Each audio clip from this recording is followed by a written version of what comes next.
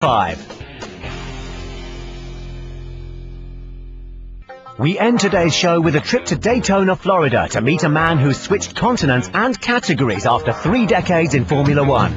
Stock car racing and Formula One have little in common. There are vast cultural differences between the two. But for one F1 engineer, NASCAR has provided a brand new challenge as he's learned how to tame the ovals. The range of tracks that we race on over the year goes from Daytona and Talladega, which are the super speedways, over 2.5 miles in length, down to the amphitheatres of sport like Bristol, where it's a half-mile high-banked oval. 43 cars will start on it, 160,000 spectators. It's just a tremendous spectacle. In 2009, Steve Hallam crossed the Atlantic to join Michael Waltrip Racing as Director of Competition. Despite his engineering experience in F1, his first year in NASCAR has been an eye-opener. It has been a massive learning curve, both culturally, technically, and from the sporting side as well. My first race was the Daytona 500. It is a legendary race. I was a little bit wide-eyed and wondering which way the next drama was going to approach me. The Daytona 500 is a far cry from the Formula One paddock where Hallam spent 27 years at the pinnacle of motorsport, with first Colin Chapman's Lotus team and then McLaren. But he's discovered that there's more to NASCAR than meets the eye. Racing here is hard.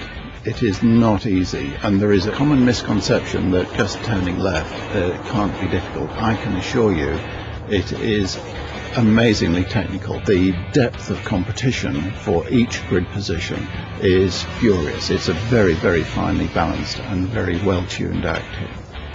While F1 may be considered the peak of engineering technology, Sprint Cup racing is just as demanding, with more pit stops and longer races. We will stop 8-9 times during the race, and at pretty well each of those stops we will adjust the car. So we are positioning the car as the track adjusts itself by virtue of the rubber going down on the track, or the temperature, or the position of the sun, which banking is in shade, which banking is in sunlight, the whole evolution of the track. And we're working towards getting the car in a position during those last 50 laps of the race where the driver can be on the lead lap and attack for the lead. When David Reutemann scored the team's first ever victory in May last year at NASCAR's longest race, the Coca-Cola 600 in Charlotte, it was payback for a lot of hard work.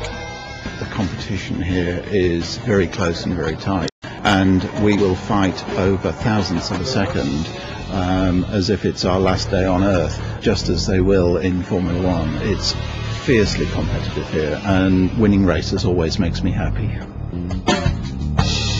That's it for Mobil One The Grid today.